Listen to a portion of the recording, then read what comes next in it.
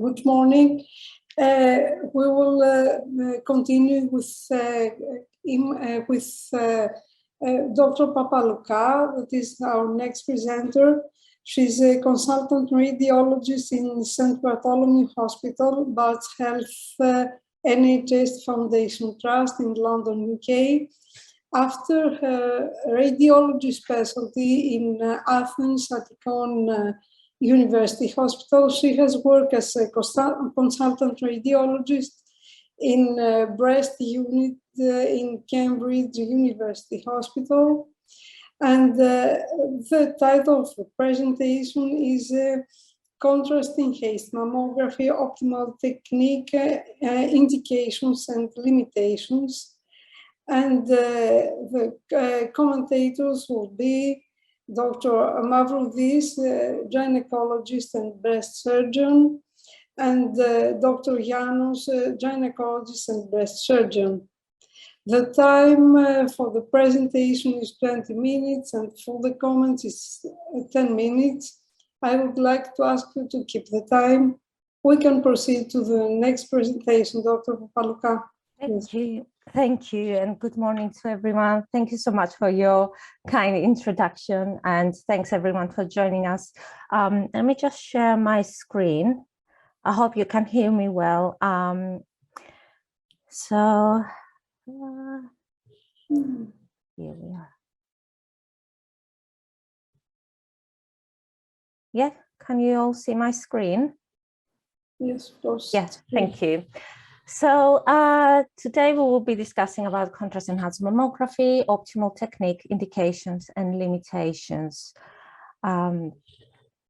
So by the end of this session, you will be able to understand the main principles behind contrast enhanced mammography, learn how to use this new technology and how to optimize the technique, understand the advantages, disadvantages, and the limitations of contrast mammography.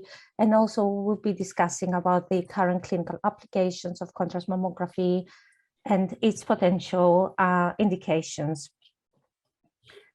So just a few words about the conventional mammography. And we all know from studies that the up-to-date conventional mammography is considered to be the most consistent method for early detection of breast cancer, demonstrating the ability to reduce breast cancer mortality. It is a cost-effective technique. It is easy to access and with short acquisition time. However, it can only provide morphological information about the breast structures, and it has a population-based sensitivity of 75 to 80%, which dramatically drops to 30 to 48% in dense breasts. So I would like to stop here and talk a little bit about breast density as a risk factor. And we know from several studies that, in fact, there are three main issues with breast density. First, we have an increased number of the disease in women with dense breast. And it is estimated that there's a 4 to 6-fold of increased risk to develop the disease in this population. But also the cancers are larger with positive lymph nodes at the time of the diagnosis. Secondly, we have masking. So the cancers might be hidden within this dense breast tissue. And also, lastly, we might get the breast density may mimic the breast malignancy. So we can get higher false positive findings with a concordant decrease of the sensitivity. So these are the 4 different breast density categories according to the BIRADS ACR lexicon. And as you can see here, a relatively sizable lesion is difficult or even impossible to detect on dense breasts. So over the last decade, there's been discussions and research over the need for supplemental imaging to improve our diagnostics in breast cancer imaging. And contrast mammography is one of these new technologies. It refers to the imaging of the iodine contrast agent using mammographic X-ray equipment. It's a dual energy spectrum mammography technique, and it provides physiological and functional information in addition to the morphological information provided by the conventional mammography. Historically, contrast mammography has been introduced as an adjunct following mammography or ultrasound exams to localize a known or suspected lesion, with the first vendor receiving approval from the FDA in 2011. So what they've tried to do with this new technology was actually to use the benefits of using the intravenous contrast medium in addition to the easy access and short acquisition time of the mammography. So the main pathophysiology behind this technique is that the increased production of the vascular endothelial growth factor from the tumor cells leads to the rapid angiogenesis, the sprouting of small vessels. And these vessels are actually quite fragile and permeable. So the contrast medium will leak out and accumulate within the tumor. Hence, we have higher uptake of the contrast compared to the normal parenchymal enhancement. So, but how can we overcome the camouflage effect? How can we make the contrast within the tumor become visible and distinguish that from the normal stromal enhancement? Very briefly, basic physics behind this technique is that we know that the iodine contrast agent absorbs the X-rays in a high absorption edge of 33.2 kV. And in order to benefit from this extra attenuation of the iodine contrast agent compared to the soft tissues, we use a high energy spectrum imaging in combination with a low energy spectrum imaging. And when we process the data, we get the recombination images, which is formed by subtracting the low energy from the high energy imaging. So the result of this is to get a low energy image, which is similar and non-inferior to the conventional mammography, which will give us the morphological information. And then after processing the data, we get the recombination images, where the normal background parenchymal enhancement is subtracted and the pathological enhancement is demonstrated.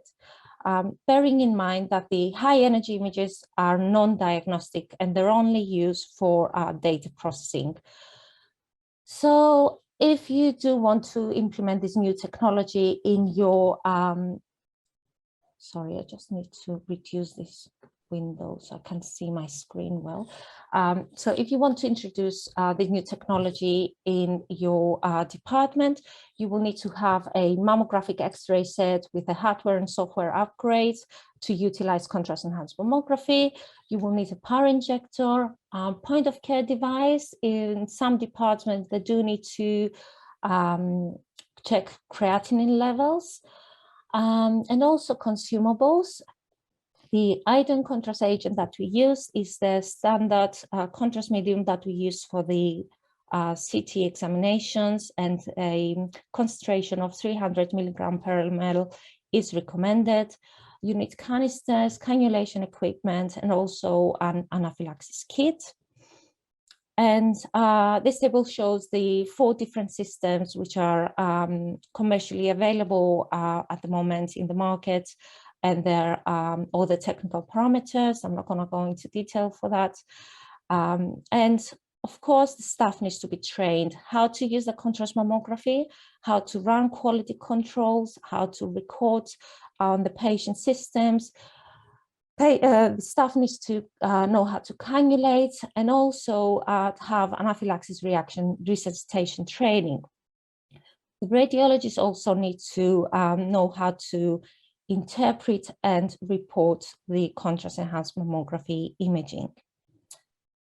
So the risk of having contrast enhanced mammography are actually related to the IV administration of the contrast medium, and several studies have shown that the risk of having hypersensitivity reaction is 2 in 10,000 cases, with a very low risk of developing very serious reaction. There's also the risk of developing contrast-induced nephropathy, which is 1 to 2%.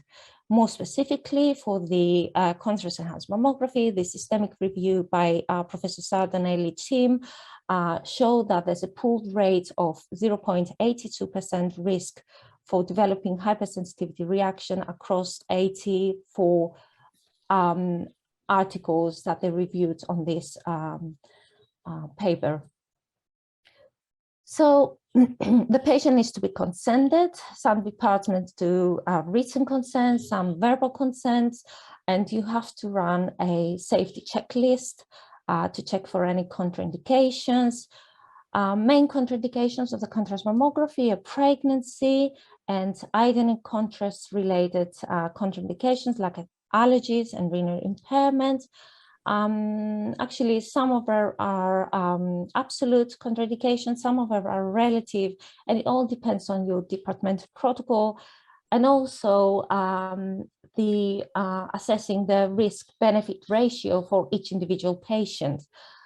So if the patient is fit to go ahead, then an IV access needs to be obtained, and the patient is connected to the pump injector, and the iodine contrast medium is injected, preferably in a high flow rate. So when it comes to imaging acquisition, we need to wait for at least 2 minutes before we compress the breast between the plates, and this is to allow for the contrast to accumulate within the tissues. And then we can compress the breast, and a pair of low energy images and high energy images in both breasts, in both standard mammographic projections, can be obtained. So there's no consensus about the order of the imaging acquisition. However, you need to obtain these images within the first 10 minutes from the contrast medium administration. When it comes to contrast enhanced imaging interpretation and feature analysis, as we said, you can use the low energy images and the recombination images, and you can review those in standard PACS workstations. So very recently, the ACR BRIC team has published the first contrast enhanced mammography lexicon, and they recommend 3 main categories for feature analysis. The first is the low energy image only findings. So you can use the mammographic descriptors for these cases. The recombination image only findings. So we have only enhancement, and we can use some of the descriptors for the MRI, and also discuss about lesion conspicuity, meaning the degree of enhancement of the lesion compared to the surrounding background tissue. And also we have a third category, which is low energy image with associated enhancement on the recombination images. So there are specific findings and descriptors for this, and including the extent of enhancement, so the enhancement within the lesion compared to the density that you can see on the low energy, and also the lesion conspicuity. Also about the reporting structure is very important when you when you start using this new technology, to be very specific why you're going to use this, in which clinical setting you want to use this new technique, and have a workflow for any of the case scenarios you might have in the process of having this contrast enhanced mammography. And having said that, you have to be really careful, especially for the management recommendation for category 3, 4, and 5, especially if you have cases with recombination image only findings with no concordance findings on the conventional mammography or the ultrasound. So moving on to the advantages, disadvantages, and limitations of the contrast enhanced mammography. So there are several practical advantages of this technique. It's of low cost, it's readily available, it's efficient, it's easy to train and maintain, it's quick to perform and report. Patients report better experience with contrast mammography compared to MRI, and it's an excellent tool for surgical review and planning. With regards to diagnostic performance, contrast mammography exhibits high sensitivity and specificity in breast cancer detection, which is proven to be superior to the conventional mammography with or without ultrasound. And this table from James and Tennant summarizes some of the early studies showing that the contrast mammography has consistently shown higher sensitivity approaching 100% in some cases, and however, variable specificity. Also, some of these groups evaluated the use of contrast-enhanced mammography in dense breasts, and they all show that the contrast mammography provided additional information with consistent improvement on breast cancer diagnosis and management in women with dense breast of BRIC C and D. Also, contrast mammography, some of the earlier studies have compared the contrast mammography with the breast MRI and show that there is equivalent detection and size measurement for the index lesion, similar or slightly inferior detection for the additional tumor foci. However, contrast mammography showed superior PPV specificity with less false positive cases. Most recent meta-analysis from Zhang et al.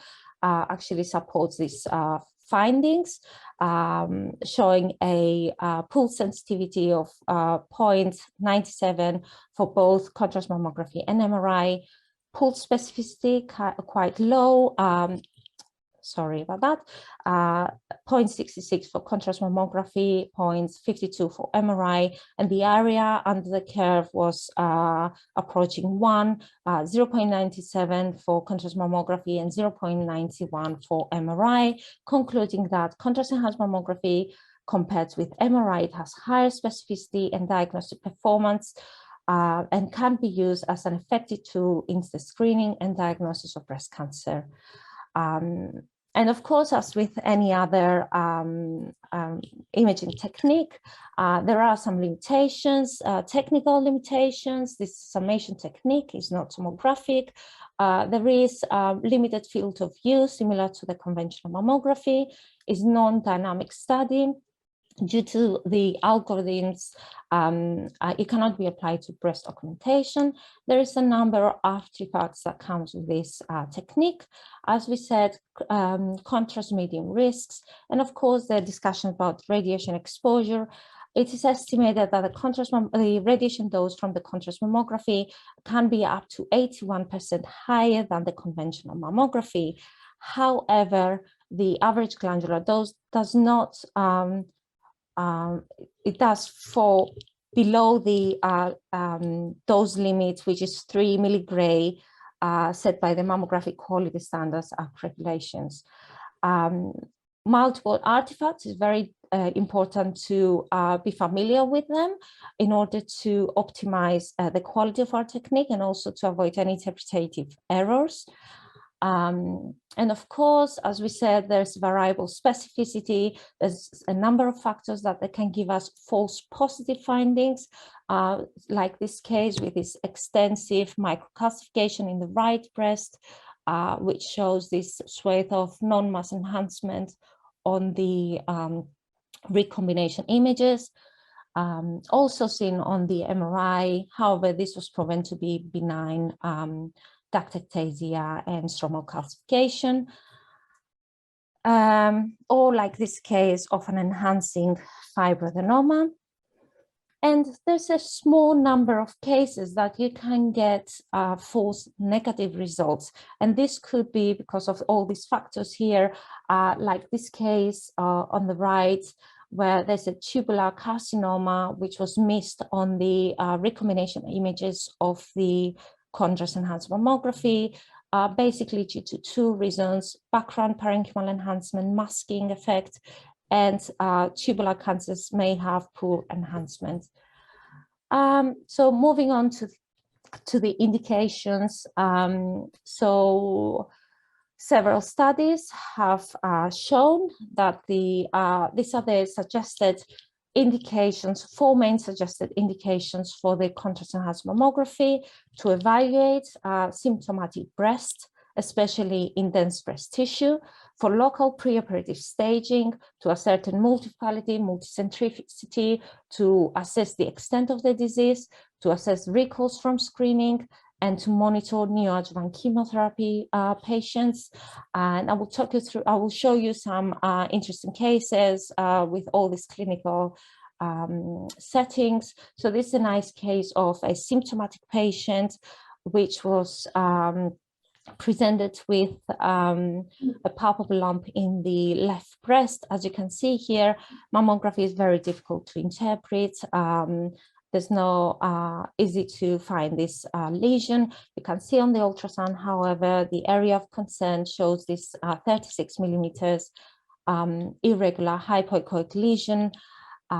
So we offered this patient to have contrast-enhanced mammography. And you can see at the top images are the conventional mammograms, the middle ones are the low energy images, and the bottom ones are the recombination images on the contrast-enhanced mammography, which actually reveals nicely this multilobulated unifocal 55 millimeter mass in the left upper quadrant. Findings were also confirmed with MRI, and you can nicely see the correlation between the two modalities. And the final histopathology also confirmed the findings. So I'm not gonna, for the sake of time, I'm not gonna go into detail about this, just to say that several studies reviewed contrast mammography in symptomatic setting, but also in preoperative local staging. And they all agree that the contrast-enhanced mammography shows higher sensitivity and specificity higher than the conventional mammography, and symptomatic patients and preoperative local staging patients can be benefited from this new modality. We have another case, this is a go to the comments. In the right breast with possible mass and microcalcification internally. We offer this patient contrast-enhanced mammography. These are the recombination images. And you can nicely see this unifocal lesion in the lateral aspect of the right breast. Ultrasound also confirmed findings. So then the interesting here is that there is this extra bit of enhancement seen on the recombination images, which is not picked up on the initial mammography, giving the size of the lesion 20 millimeters. This was also confirmed on the MRI, and the final histopathology confirms the findings. So this is a negative contralateral breast. So in terms of recalls from screening, again, I'm not going to go into much detail, just to say this is one of the largest studies. It's an ongoing study from this Dutch group from Dr. Lopez et al. Started in 2016, massive cohort. And so far, what they've seen is that this contrast mammography is and an excellent problem-solving tool in women referred from breast cancer screening program. Another screening detected case, this is microcalcification, extensive in the left breast. We performed contrast-enhanced mammography. As you can see, the ultrasound is very difficult to assess the extent of the disease or even see the calcification. So on the recombination images, we can see this 92 millimeter non-mass enhancement in a segmental distribution in the left breast. Mrs. Papalouka, we have mastectomy, which confirmed the extent of the disease and the findings on the contrast-enhanced mammography. But you can also get these cases with suspicious microcalcification, which might not enhance on the contrast-enhanced mammography, and this was proven to be an intermediate grade DCIS. So when it comes to evaluating microcalcification, contrast mammography is not really doing great. Contrast mammography, the conclusion is that contrast mammography only slightly improves the diagnostic accuracy to evaluate breast calcification, but it is not of added value compared to conventional mammography in guiding surgical decision-making. And this is the last case. This is courtesy of Dr. Gianotti from Nottingham. As you all, can all see, there's a large mass in the right breast, and but it's very difficult to assess whether there's the extent of the disease, whether there's more nodular densities anterior to this area. They offer this patient a contrast-enhanced mammography that you can see this enhancing mass but also this nodular non-mass enhancing area anterior to that. So the patient went on to have neoadjuvant chemotherapy, and these are the post-chemotherapy images and also the MRI showing a complete radiological response to treatment. So in terms of contrast-enhanced mammography monitoring response to neoadjuvant treatment, studies have shown that contrast-enhanced mammography is at least as reliable as breast MRI in monitoring response to neoadjuvant chemotherapy. So to summarize this, contrast-enhanced mammography is a powerful tool in our diagnostic toolbox. It has significant advantages over the mammography and comparable performance to MRI. There are a number of current clinical applications in symptomatic breast, local preoperative staging, assessing recalls from screening, and monitoring neoadjuvant chemotherapy. We have to remember the limitations of the contrast mammography and be aware of the spectrum of the false negatives and false positives. So new applications are just around the corner. Some of them are already in the market, like the contrast-enhanced mammography guided biopsy. That's we're going to talk a bit later. There's important ongoing research. So BRIC study is one of the studies that we run with Cambridge University Hospital. And it will be interesting to see what is the future of this technology, especially in this area of personalized breast assessment and screening. So just a bit of food for thought. On the left, you can see the picture of St. Bartholomew's Hospital, the courtyard in the early 19th century, and the right, you can see a very recent picture. And I would like to think there have been some improvements on the building and the courtyard. So there's another 100 years to improve our diagnostics and get all these new technologies coming up into our normal clinical practice. Thank you very much, and I'm very happy to answer any of your questions. Thank you, Ms. Papalouka. I will ask to excuse our commentators because we have only 1 minute for comments. It was a little bit longer than thought. And now our next presenter is from Spain. I'm really sorry, I can't hear anything. Okay. Dr. Mavrodis, could you have any comments? Thank you for the great presentation. And I would like to thank Dr. Dimitropoulos for the kind invitation. Thank you, Nikos. I have a question. What about contrast-enhanced mammography directed biopsy? Is it available? Excuse me, Dr. Mavrodis, we are going to have this is our next commentator that is going to ask you to answer your answer. Okay. Or have a yes, Spanish. So it is available and FDA approved, and Dr. Alcantara will talk all about it. Yeah, Dr. Alcantara will. Okay, Dr. Janus, do you have any comments? Yes, good morning. Thank you very much for the invitation. I would like to thank Dr. Dimitropoulos and the excellent presentation from Vasiliki Papalouka. Since the date of approval in 2011 in USA, the CESM, in Alexandra Hospital, where I work, we are a little bit addicted with this method. We use it about nearly 8 years now. And we have an excellent collaboration with the radiological department. I can see Dr. Gali Christina.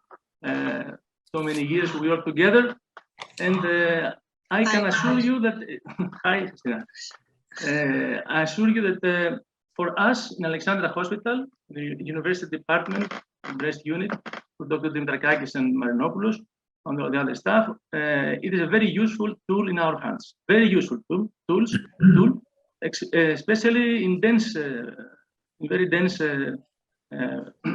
breast, where you can verify and clarify the lesions. Because we have no have limit of time, I would like to ask you one question about especially special malignancy has to do with the lobular carcinomas. These kind of breast cancer are not easily seen in classical mammography. What's your opinion, Vasiliki? And which is your experience in this lobular carcinoma? Thank you. Yeah, so as you said, I totally agree with you. So the imaging of lobular cancer is quite tricky. And we did find difficulties when we initially started using the contrast-enhanced mammography in detecting these subtle enhancing areas on the contrast mammography. However, I think with experience, you can you probably are more cautious about recalling subtle enhancement that is either asymmetric from the other side or the rest of the parenchyma. And also, of course, you can use other tools to describe and appreciate the distortions that you might get from the lobular cancers, and this might be the tomosynthesis as well. So in our department, for any suspicion for lobular cancers, or if we have a screen detected distortion, we will probably go and do tomosynthesis. So it depends on the clinical setting, but I think at the moment we're still using MRI to assess patients with lobular cancer. And the reason is that we know that they're slightly more aggressive than the carcinomas because they're more difficult to find on their initial presentation. So it's good to have the MRI as a tool to assess the contralateral breast, but also the areas that they're out of the field of view of the conventional mammography and the contrast mammography, of course, and assess the axilla and the internal mammary lymph nodes, and be more careful about the staging, the local staging of lobular cancers. So it's not easy to detect them in the contrast mammography, but with experience, and I'm sure your radiologists are very experienced now after 8 years, to detect even the subtle changes from the lobular cancers. Okay, thank you very much. One small question. Excuse me, we don't have time. We have the Spanish waiting. Thank you very much. Thank you very much. Thank you. Presentation. Sorry. And we will continue. Our next presenter is Dr. Alcantara Rodrigo, consultant radiologist and head of breast imaging section in Hospital del Mar, Barcelona, Spain, and assistant professor of radiology in Bonanova Institute in Barcelona, Spain. Dr. Alcantara has a special dedication in oncology clinical trials and interventional procedures in breast imaging and breast screening programs. And he's an expert in the use of contrast-enhanced mammography and in the breast health pathway and in CEM guided biopsy. The title of the presentation is Contrast-Enhanced Mammography, Guided Biopsy, Clinical Experience. The presentation is recorded because Dr. Alcantara is in the Spanish Radiological Congress now, and he will be live online after the presentation for questions and answers. Our commentators are Dr. Metaxas, breast surgeon, and Dr. Marinopoulos, a gynecologist and breast surgeon. The time for the presentation is 20 minutes, and for the comments is 10 minutes. I would like to ask you to keep the time. We proceed to the next presentation. Dr. Alcantara. Hi. First, thanks for the invitation. It's an honor to me to have this lecture here today. I am a fan of the contrast-enhanced mammography, and I had the opportunity to work in one of the first centers to try this novel technique, the contrast-enhanced mammography guided biopsy. As a brand new modality, the presentation will be more practical, as most of the things I can say is based in our initial experience, waiting for future publications, others' experience, and evidence. This is my disclosure statement. In the next minutes, I will briefly review some information on image-guided breast interventions, aspects related to functional breast imaging and enhancing non-relations. Then I will present the principles and a suggested workflow for the contrast biopsy and go through our experience in Hospital del Mar, some tips and tricks, and take-home message.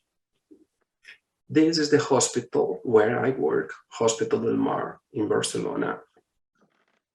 I will still present here some data relative to 2019, as 2020 was definitely not a standard year anywhere. And we so far don't have the consolidated information of 2021. In 2029, we performed around 500 contrast-enhanced mammograms, and we use it mainly for symptomatic patients and as a problem-solving tool. I remark here that there was, at that time, a small number of MRI-guided procedures that decreased to zero since then, with the implementation of the contrast biopsy. This is the standard panel of image-guided breast interventions that we have so far, and I always like to start my presentation with this. And in practice, it's quite simple, and it's based on ultrasound, mammography, either stereo or DBT, and MRI guidance. About MRI guidance, it serves basically for those famous MRI-only lesions. But what are they really? Let's take a look on this. Strictly, when we speak of MRI-only lesions, we are describing findings detected by MRI, classified as suspicious, and not visible by other morphological imaging techniques. The overall MRI detection rate for additional disease is around 60 to 20%. Usually, we are able to spot them on second-look ultrasound in almost 50% of the cases. But if we don't find a sonographic correlation, we deal with the fact that the lesions visible only by MRI have a malignancy rate ranging from 12 to 33%. So these lesions must be evaluated histologically. Until now, the only alternative available was MRI-guided breast biopsy, even though it's a relatively complex procedure and it's not widely available. A fact confirmed by this 2018 USOBI publication. So how could contrast mammography help here? What about contrast-enhanced mammography only lesions? Well, first, MRI and contrast mammo are the main functional imaging modalities currently available. There is scarce information in the literature on enhancing lesions detected only by recombined image. But let's start from this. We know in advance that the performance of contrast mammo is supported by several previous publications that attest that contrast mammo has similar sensitivity to MRI and that there is a good concordance of tumor size between both techniques. So the data for contrast mammo should not be far from what is already published for MRI. In fact, there is a study by the Dutch screening group where they observed 17 enhancing lonely lesions in 65 of 839 patients who received contrast mammo after a screening recall. These findings were classified as acute or minimal signs on low energy or prior to the mammo. So I take this opportunity here to emphasize another point. Some findings, they are denser and more visible in low energy compared to the prior or to the previous 2D, probably due to the intrinsic presence of contrast in the low energy image. We see this in this example here, and it's important when you are starting to consider a percutaneous biopsy. In addition, we recently had the new BRIC supplement on contrast mammography that brings to the light the term findings visible only on recombined image.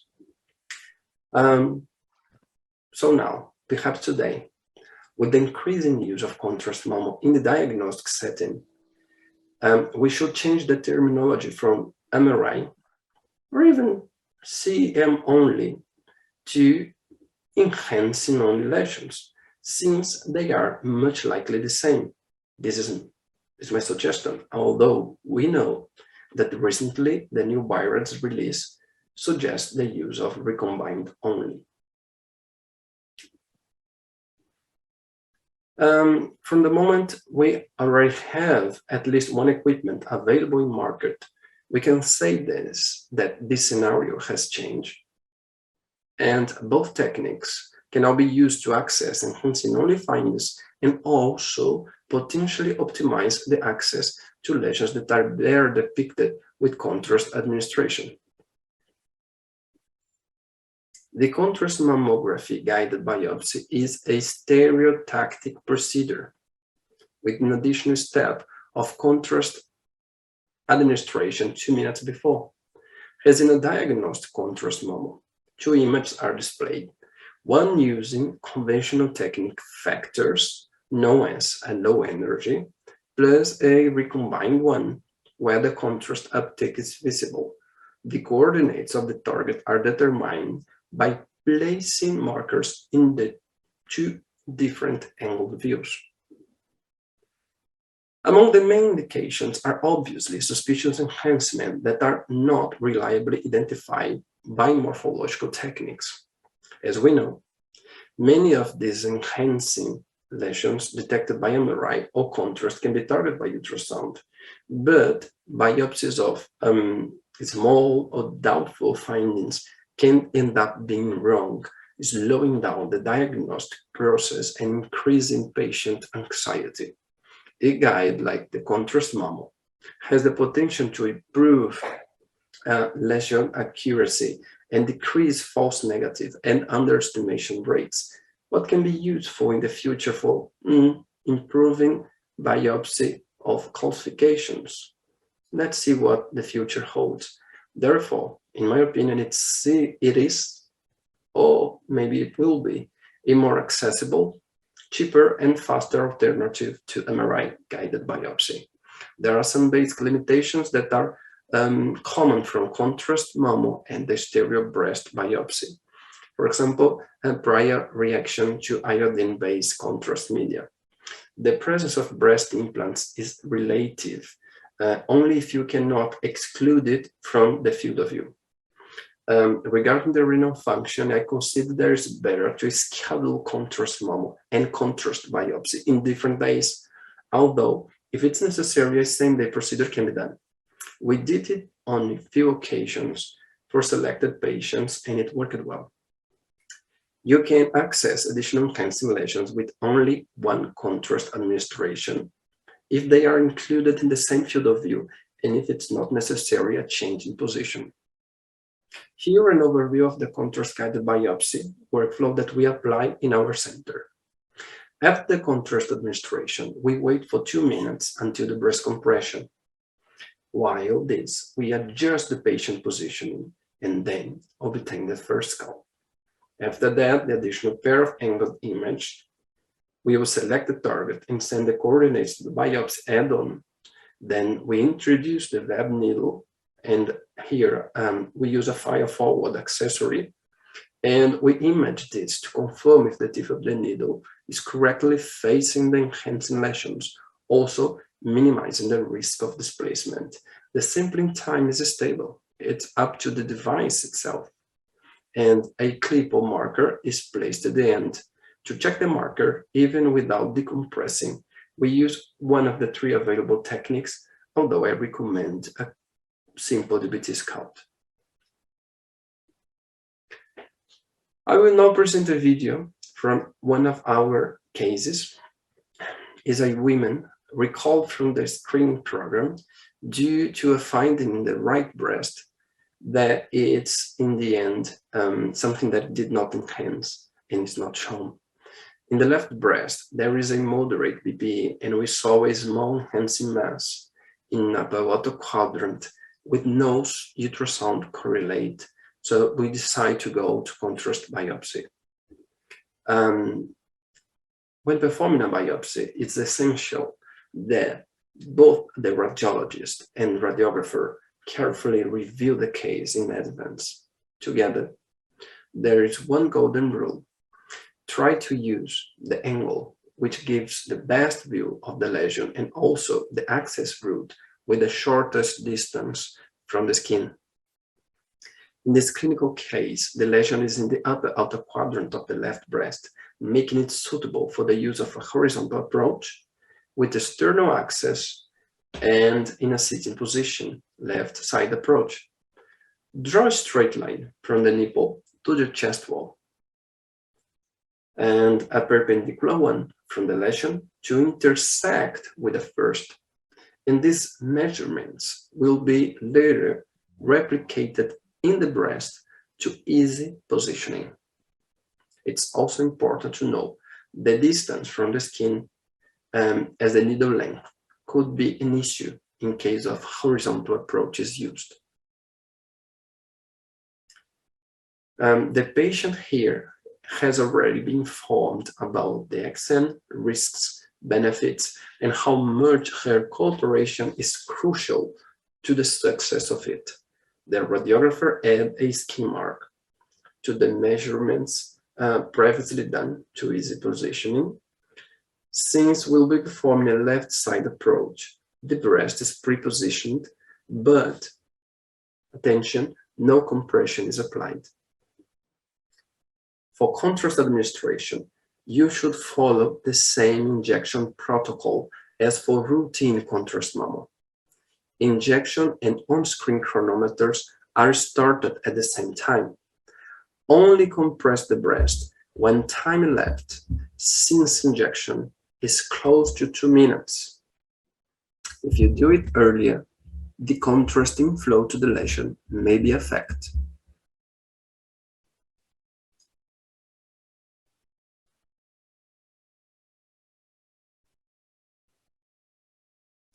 Let's start with the procedure.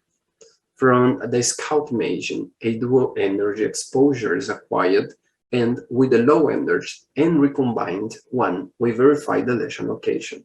If it's okay, the X-ray tube moves remotely to allow for a plus and minus 15 double energy exposure as part of the stereo technique. Once the scout and the stereo images have been acquired, the targeting of the lesion can begin. We target the enhancing lesion in both stereo pair, as I said before, using the scout image to confirm the location. Next step is to choose a desired needle from the drop-down list on the left and send it to the add-on automatically. The radiographer drives the biopsy device to the adequate location. And we now proceed to antiseptics and anesthesia. Once the mounted needle is attached to the biopsy device, the needle is advanced to the breast. We perform another stereo pair in order to confirm an adequate targeting in a pre-fire mode, just not to hide the target in this step. If the lesion has moved, some minor further adjustment can be done, and a new set of coordinates will be sent. The biopsy device is turned on and sampling of the enhancing lesion starts. As a final step, a clip is inserted inside the breast to document the location of the biopsy.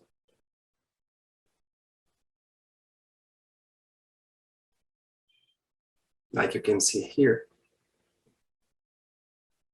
The clip placement positioning can be evaluated with another contrast pair that I do not recommend, we did it, or preferable with a DBT scalp excision.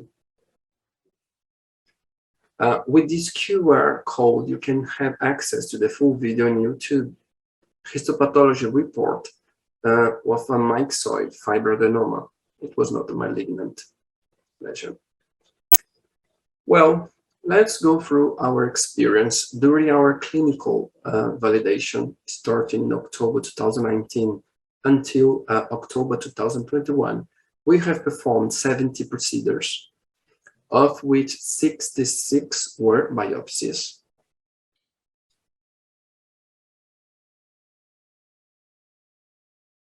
We use the lateral arm in almost 80% of the cases, something favored by the easiness of the lateral arm, as you can see in the video.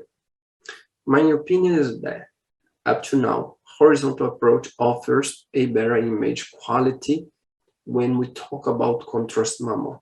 The image with the vertical approach usually has some artifacts related to the fenestrated pedal, causing difference in breast thickness, a part of the interposition of the anesthetics and needle once the procedure starts.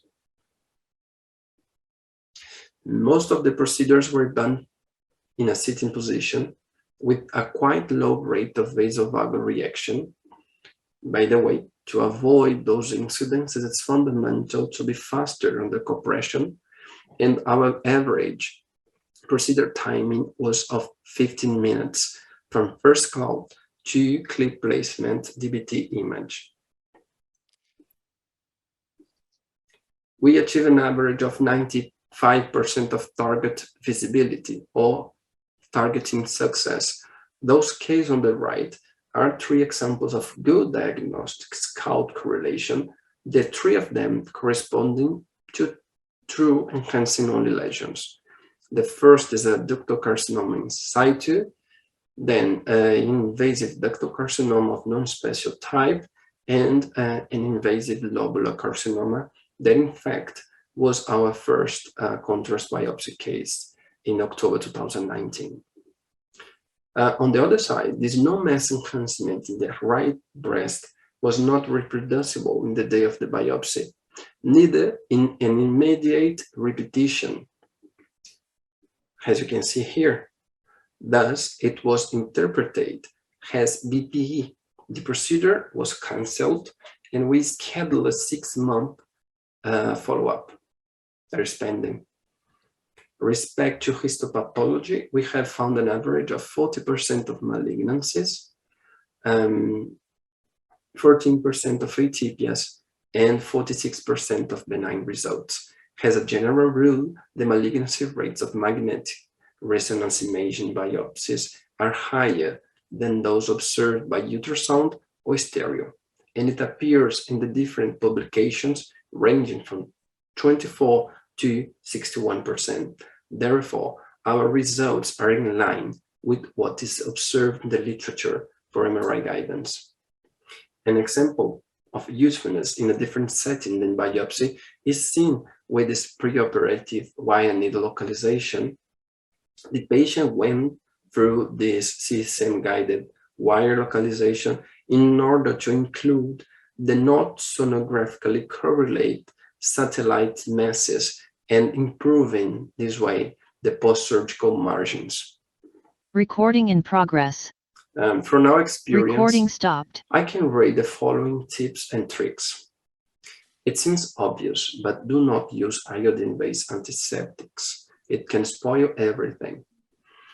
Use the data from your diagnostic mammo to decide positioning and ideal approach. According to the compressed breast thickness and lesion location, choose between horizontal or vertical approach, although I think the horizontal approach with C-arm is preferable. For small breasts, maybe it will be necessary a spacer. Spacer is this plastic piece that lifts the breast and prevents the needle from colliding with the detector when using the lateral arm. The visibility of the lesions in our series was high. We also observed that the enhancement usually lasts longer in the day of the biopsy than in the previous diagnosed contrast mammo, and even more than the previous MRI, possibly because the washout is hampered by the longer compression.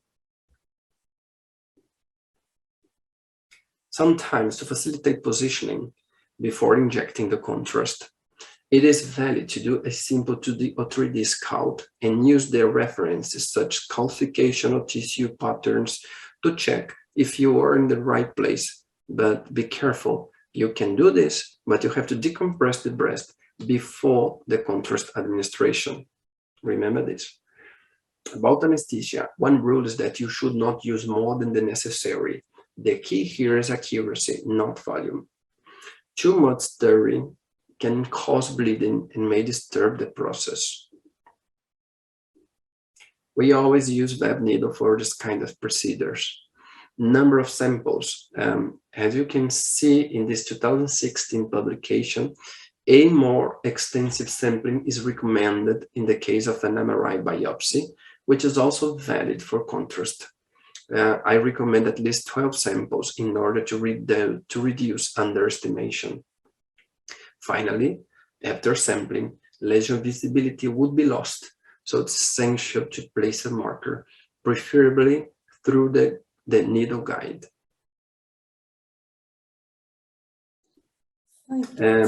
So that's it. As take-home message, keep in mind that MRI and contrast mammo, they are both functional imaging techniques. They're sisters. There are few data regarding the rate of these acute lesions detected only by recombined image or by contrast mammo. And there's the point here with the new virus, recombined versus enhancing nodal lesions, wherever contrast mammo guidance allows us the identification of enhancing lesions that cannot be easily rendered in 2D or 3D, but uses the same familiar mammography setting. It is definitely feasible. It's fast and probably more cost-effective than MRI. This is something that we should study in the future. We need more volume of evidence. I'm very happy to have colleagues working with this technique everywhere in the world. So there's going to be lots of new information and learning from their experience. Contrast mammo, in my opinion, so far, it is a potential game changer. Those are my references. And thank you very much for your attention. My pleasure. Thank you very much, Dr. Alcantara. Recording in progress. Thank you. Now we have just a little time. Dr. Metaxas, do you have any comment? Okay, thank you very much. I would like to thank the organizing committee and Mr. Dimitropoulos for the invitation. I would like to thank Dr. Alcantara for this state-of-the-art presentation and state-of-the-art work, as we can see. Just a few remarks. In your personal opinion, Dr. Alcantara, do you see this technique replace completely MRI in the future? And I would also like to ask, what is the percentage of the cancers diagnosed in your unit where you have developed the technique? What is the percentage of cancers diagnosed with this technique? Also, I would like to say that there is not enough evidence right now to introduce it to guidelines. As with every other new technique, it should probably be used in the settings of a clinical trial. So my third question to Dr. Alcantara is, have you set up a program or a training program for radiologists for this technique, or this would be an idea for the future? And a last remark, do you have any remarks of your own for more challenging scenarios like, let's say, low-grade DCIS, for example, or low-grade tumors, or specifically microcalcifications, for which I get the impression from the talks until now that there may be a better correlation of calcifications with enhancement in this technique than the MRI scan, which is can be sometimes confusing or may not show anything at all. These are the points that I would like to make. Thank you. Thank you for the questions, doctors. I will probably have to ask you because there are a couple of them. So let's just start from the beginning. So initially, when we start with the contrast mammo guidance in our department, we were performing a few cases of MRI guidance, mostly because it's definitely difficult in my department to schedule an MRI guided biopsy. We have only 2 MRI devices that they are not dedicated fully to breast, so I had to find the spot. So what happened at that time? Well, the time it happened is that we were sometimes doing 2 or 3, more or less 2 attempted to achieve a targeting. And if you were not able to achieve it, we were scheduling follow-up. So it's not the better setting for the patient, definitely. But we had to work like that. So if the lesion was really with a high conspicuity, we have to do it by MRI, or if not, we try to ultrasound. So sometimes we had to repeat the biopsy to make follow-ups. It was a little bit messy. So when I know that I had the possibility to achieve the MRI, the contrast guidance, I saw the light because it's easy for me to schedule this procedure, and it's easy. And my thought was, oh, if it's precise and if it's the same or similar image than the diagnostic contrast mammo, if I confirm in a prior contrast mammo that I have an enhancement, so it should be visible on the contrast mammo guidance, and it was. So the fact is that, yes, for us, initially was a clinical validation study, but it's, although there's almost none evidence in the market, it is a stereotactic procedure. It is. So for the FDA 510K validation of the technique, they simply use the fact that it is a stereotactic guidance using contrast mammo. So it's more or less a stereo procedure. So it's a mammo guidance. It is not on guidelines, but initially was clinical validation approved by the ethics committee, but the device it's available commercially since the March last year. At least this vendor, that's the only one that is that dispose of the technique right now, and I hope in the future we can have more. But what I mean is that right now it's the cases that we are performing, they are out of the clinical validation study. We are using in our internal workflow protocol, and it's approved in our department to use normally, you know. If it's going to replace definitely the MRI guidance, well, I don't know, and I don't really like to think about having techniques that's going to replace other techniques, like the contrast mammo. It's definitely not to replace the MRI. It's something that to give more options for us to personalize the workflow. For example, we use mainly for patients with the problem solving to some breast cancer screening recall when we have a highly suspicious lesions, or patients that came to us in a rapid diagnosis. So if the contrast mammo is completely resolutive and we don't have we have one or more minutes. Oh, sorry. No, just because there was like 5 questions, and I was trying to approach them every. Thank you very much. Yeah. Okay, Mr. Marino, Dr. Marinopoulos, your comment. We have 2 minutes. I won't be late. Thank you very much. Good morning to all my colleagues. I want to thank Mr. Dimitropoulos for his kind invitation. As always, he's a great teacher. I would like to congratulate the speaker for his talk and for implementing the stereotactic localization practice and biopsy along with CEM. It's impressive to see the functional modality mainly used for occult disease and occult by other means, especially mammography in the US. I would also like to congratulate him for setting up his department for a very challenging everyday procedure, even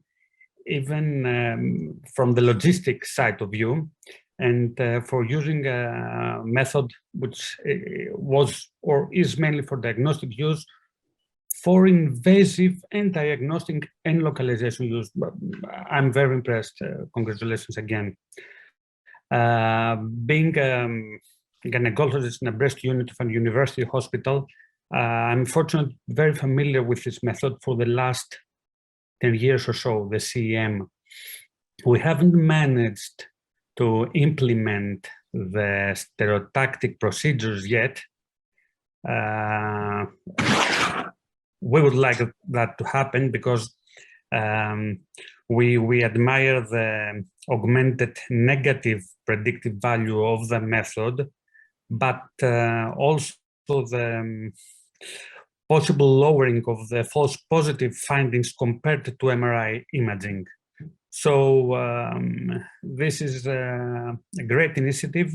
We are a little bit jealous to see him practicing that, and we would like to have to catch up with him in the near future.